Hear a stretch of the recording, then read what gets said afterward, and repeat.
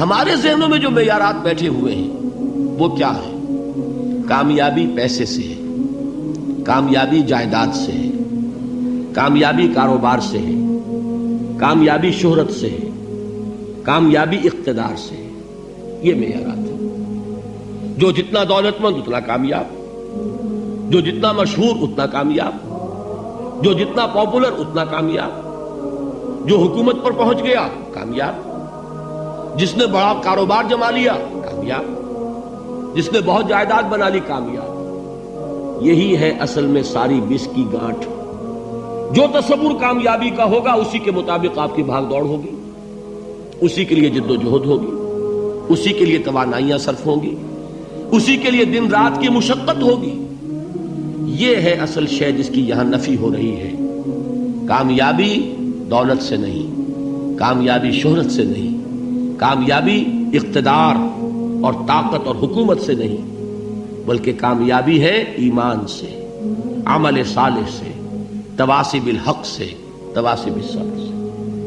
آپ غور کیجئے اس نقطہ نظر کا، اس ایٹیچیوڈ کا، یہ جو مینٹل ایٹیچیوڈ ہے، اس کا بدل جانا ہی انسانی شخصیت کے اندر انقلاب برپا کرے گا. اب آپ کا نتیجہ کیا نکلا؟ اگر تو دولت سے کامیابی ہوتی تو قارون بہت کامیاب تھا، اگر حکومت سے کامیابی ہوتی تو فرعون اور نمرود بہت کامیاب تھے. کامیابی ان سے نہیں ہے. کامیابی انسان دولت میں قارون کی دولت تک پہنچ جائے اور دنیا میں دبدبہ اور اقتدار اور سلطنت اور حکومت کے اعتبار سے وہ نمرود اور فرعون کا مقام حاصل کر لے، وہ ناکام ہے، خائب ہے، خاسر ہے، برباد ہے. اور ابو ذر غفاری کامیاب ہے، چاہے ان کے پاس کچھ نہیں تھا، جھونپڑی تک نہیں تھی، کوئی گھر نہیں تھا. حضور نے فرمایا ہے اللہ کے کچھ بندے ایسے ہوتے ہیں جو کسی محفل میں جانا چاہیں تو انہیں اجازت نہ ملے، جو کہیں اگر رشتہ کرنا چاہے کوئی ان سے رشتہ کرنے کو تیار نہ ہو، کہیں کوئی سفارش کرنا چاہے تو ان کی کوئی بات ہی نہ سنے. لیکن اللہ کے ہاں ان کا وہ مقام ہے کہ اگر بھولے سے بھی کسی بات پر قسم کھا بیٹھتے ہیں تو اللہ ان کی قسم کی لاج رکھتا ہے. یہ ہے فرق. یہ جان لیجیے اچھی طرح. اس بات کا مان لینا آسان، اس پر سبحان اللہ کہنا آسان، لیکن اس کے مطابق آپ کے اپنے ذہن کا بدل جانا بہت مشکل. اس لیے کہ ہم متاثر ہوتے ہیں اپنے ماحول سے. وہ بڑا محل ہے، دیکھ کر ایک دفعہ جھجری آتی ہے، وہ بڑی سی 20 فٹ لمبی کار سناٹے کے ساتھ آپ کے پاس سے گزر گئی. ایک دفعہ اعصاب کے اندر ارتعاش ہوتا ہے، محسوس ہوتا ہے بڑے یہ نصیبے والے لوگ ہیں، بڑے خوش نصیب، بڑے کامیاب. حالانکہ کچھ معلوم نہیں کہ یہی سب سے بڑی بد نصیبی ہو سکتا ہے کہ یہی سب سے بڑی ناکامی ہو. اگر ذہنوں میں یہ بات بیٹھ جائے کامیابی کس شے سے. یہی وجہ دیکھیے قرآن مجید میں بارہا آپ دیکھیں اولئک ھم المفلحون، یہ ہے لوگ کامیاب ہونے والے. آج یہ آپ نے نماز میں وہ آیات سنی، یا ایھا الذین آمنوا ارکعوا واسجدوا واعبدوا ربکم وافعلوا الخیر لعلکم تفلحون. اے ایمان والو، رکوع کرو، سجدہ کرو، اپنے رب کی پرستش اور بندگی کرو اور اچھے کام کرو تاکہ تم کامیاب ہو جاؤ. تو کامیابی کن چیزوں سے ہے؟ یہ ہے سب سے بڑا سبق. یہ ہمارے دل میں اگر بات بیٹھ جائے، ٹھک جائے، تو زندگی بدل جائے گی. صبح و شام بدل جائیں گے، نقشے بدل جائیں گے، بھاگ دوڑ کا رنگ بدل جائے گا، ویلیو سٹرکچر بدل جائے گا. آج وہ ایک چیز نہایت اہم نظر آ رہی ہے، کل نہایت غیر اہم نظر آئے گی. جیسے کہ حضور کی حدیث ہے مالی ولد دنیا، مجھے تمہاری اس دنیا سے کیا سروکار ہے.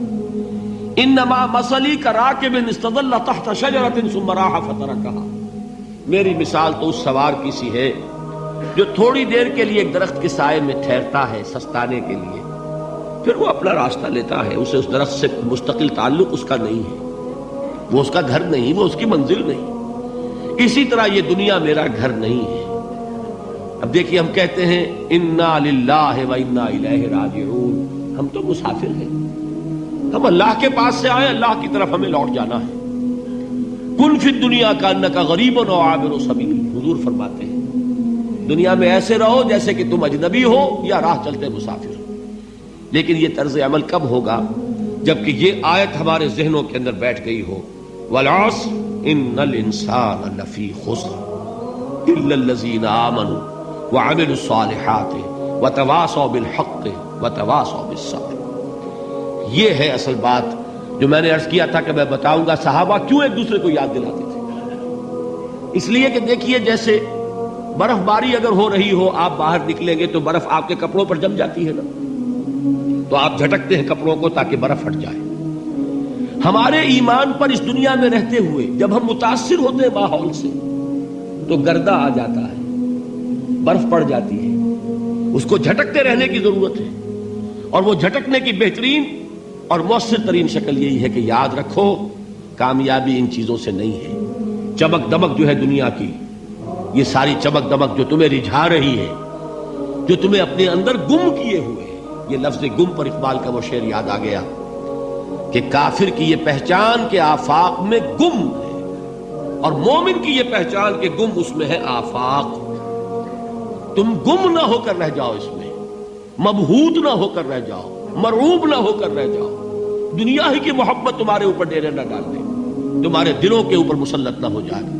لہذا تازہ کرتے رہا کرو، والعصر ان الانسان لفی خسر الا الذین آمنوا وعملوا الصالحات وتواصوا بالحق وتواصوا بالصبر۔ پھر یاد کر لو، پھر تازہ کر لو اپنے اس یقین کو کہ کامیابی دولت سے نہیں، کامیابی ثروت سے نہیں، کامیابی اقتدار سے نہیں، کامیابی شہرت سے نہیں، کامیابی جائیداد سے نہیں، کامیابی ہے ایمان سے، کامیابی ہے عمل صالح سے، کامیابی ہے تواصی بالحق سے، کامیابی ہے تواصی بالصبر سے۔